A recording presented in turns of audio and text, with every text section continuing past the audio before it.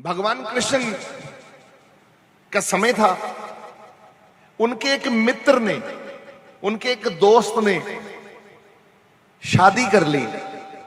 गौना किया हुआ था पहले मां बाप ने, तो अब गौना, गौने को कहते हैं ना लेके आना। शादी कर ली तो जब दुल्हन को लेके अपने घर लेकर आना। अब जब दुल्हन को लेके घर आए, ये उस दिन की घटना है। तो वो भगवान कृष्ण का सखा मित्र और ब्याह करा के घर आ रहा है, और जब दुल्हनिया लेकर आ रहा है उसको घूंघट निकला हुआ है। अब जब रास्ते में भगवान कृष्ण नटखट थे, और नटखट होने के लिए वो खेल खेलते थे, लीलाएं करते थे। आज भगवान ने लीला क्या करी, आज रास्ते में ही रोक लिया उस डोली को, और अपने मित्र को कहते हैं, लाला ये भाभी के दर्शन करा हम, ऐसे नहीं जाने देंगे हम। ये नई ब्याही जो दुल्हनिया है, ये हमारी भाभी है, इसके दर्शन करेंगे हम और फिर इसको जाने देंगे यहां से। वो बेचारा, वो थोड़ा शर्मीला था, तो उसने अपनी बीवी को कहा कि माधवी, नाम माधवी था, बोले माधवी ये लाला है, हमारा नटखट दोस्त है, ये कृष्णा है, और ये तुम्हारे दर्शन करना चाहता है।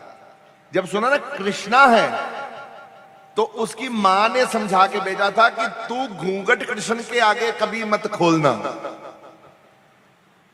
सबके आगे घूंघट खोल लेना, पर कृष्ण के आगे कभी घूंघट मत खोलना। उसकी मां ने समझा के भेजा था कि वो छलिया है, छल लेगा, और जिस दिन बच के रहियो बस उसके साथ, बाकी तू कुछ भी कोई फर्क नहीं पड़ेगा, सिर्फ कृष्ण से बच के रहियो उस गांव में। अब माधवी के दिमाग में बात बैठ गई थी कि कृष्ण के दर्शन नहीं करने, ना कृष्ण को दर्शन देने हैं। अपना घूंघट इतना था और नीचे कर लिया और कहा मैं नहीं खोल रही, मैं नहीं दिखा रही मुंह अपना, मेरी मां ने मना किया है। अब वो बेचारा फंस गया, उसका मित्र, उनका मित्र कहे देखो ये ऐसे जाएगा नहीं, ये नटखट है, हमारा मित्र है, ना जी ना। पत्नी ने कहा ना, मैं तो नहीं खोलूंगी, ऐसे पकड़ लिया अपना घूंघट। अब भगवान कृष्ण ने एक बार फिर कहा, ए भाभी हमें अपना चेहरा नहीं दिखाएगी? बोले ना, नहीं दिखाऊंगा। फिर बोले भगवान कृष्ण, लाला देख ले, आखिरी बार बोल रहा हूं, ये चेहरा दिखाएगी कि नहीं दिखाएगी भाभी? लाला बोला नहीं, ये नहीं दिखाएगी। ठीक है लाला, जा, कृष्ण भी आज से ये जा रहा है, अब ना ये कृष्ण अपना चेहरा इसको दिखाएगा। तेरी दुल्हनिया को आज के बाद ना कृष्ण अपना चेहरा दिखाएगा, ना कृष्ण इसका चेहरा देखेगा। ले भाभी आज से तू जा, कृष्ण ने वादा कर लिया, जो तूने मेरा चेहरा नहीं देखा, अब पता लग गया, अब कृष्ण अपना चेहरा ना तुझे दिखाएगा, ना तेरा चेहरा देखेगा, जा। बस वचन दे के कृष्ण जी लौट गए। सब लोग आए, अब नई दुल्हनियां हैं, सगन देने के लिए तो लाइनें लगती हैं घरों में। उस वक्त पिंडा दे विच अज भी तुम पीछे चल जाओ, एक घर च कोई वोटी हो तो सारे आस पास के रिश्तेदार आ जाते हैं, लो भाई सगन डालने के लिए, मुंह दिखाई सगन डालना। तो बड़ी कृपा हुई, सब आए, सब ने मुंह दिखाई हुई, सगन डाला। पर भगवान कृष्ण ने तो मना कर दिए थे कि नहीं आना। अब चलता रहा काम। अब गांव में ऐसे हालात बन गए, बारिश का समय आ गया, इतनी बारिश हुई नंदगांव में, इतनी बारिश हुई, त्राही त्राही मच गई, लोग बुरा हाल। अब भगवान कृष्ण ने गोवर्धन, उस वक्त जब गोवर्धन उठाए भगवान कृष्ण, लोगों को बचाने के लिए प्रभु ने अपना गोवर्धन पर्वत अपनी इस उंगली पे, छोटी उंगली पे उठा के ऐसे खड़े हो गए थे लोगों को बचाने के लिए। अब वो समय आ गया जब प्रभु ने अपनी एक छोटी उंगली से गोवर्धन पर्वत उठाया और सबको बोला, इसके नीचे आ जाओ, तुम्हें बारिश कुछ नहीं कहेगी। अब जब सब लोग आए, पूरा नंदगांव, वृंदावन, आसपास के गांव वाले सभी आए शरण लेने के लिए, बचने के लिए। ये भी माधवी भी आई, और माधवी अपने पति के साथ जब ये पहुंची तो इसने जब भगवान कृष्ण को, क्योंकि उस वक्त डरी हुई थी ये भी, जब इसने भगवान कृष्ण को दूर से देखा, एन घुंघराले बाल, सुंदर चेहरा, मोर मुकुट, और जब भगवान को देखा, ये देखती रह गई कि इतना सुंदर भी कोई हो सकता है, इतना सुंदर भी हो सकता है। मेरी मां ने मना कर दिया कि इसके दर्शन नहीं करने, इतना सुंदर भी कोई हो सकता है दुनिया में। अब भगवान के दर्शन करती है, ऐसे भगवान ने पर्वत उठाया हुआ है तो वहां से आ रही है। अब भगवान तो जानते हैं सब, भगवान ने देखा माधवी आ रही है, मन पढ़ लिया, अपना मुंह, भगवान ने वचन दिया था कि ना तेरी शक्ल देखूंगा, ना तुझे अपनी शक्ल दिखाऊंगा। भगवान ने मुंह अपना इधर कर और ऐसे पर्वत उठा लिया, ऐसे मुंह कर। वो आई और उसको ऐसी सुध बुध भूल गई, वो भगवान को ऐसे देखने लगी पास से, कि ऐसे मुंह का मुंह खुला रह गया कि इतना सुंदर भी कोई हो सकता है। हमारी मां ने रोक दिया देखने के लिए ये प्रभु के दर्शन, और आज प्रभु ने ही सबको बचाया है अपनी उंगली पर गोवर्धन उठा के। ये तो भगवान है। जब पता लगा कि कृष्ण भगवान का अवतार है, नारायण का अवतार है, अपने मत्थे पे हाथ मारती हुई रोने लगी, ये मेरी मां ने मेरी किस्मत में क्या लिख दिया।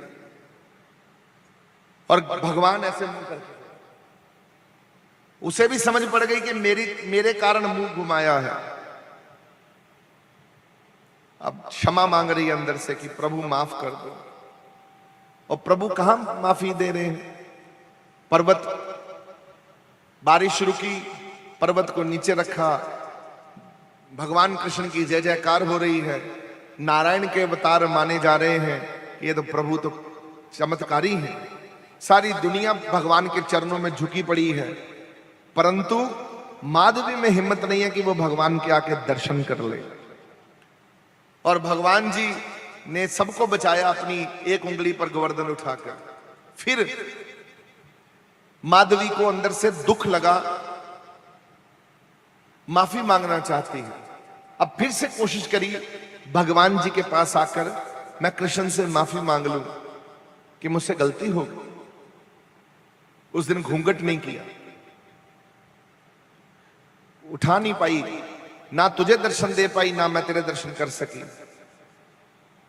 ये माफी मांगने के लिए जब पास में गई तो भगवान कृष्ण ने देखा वो आ रही है, भगवान जी उठे और वापस उधर चल पड़े।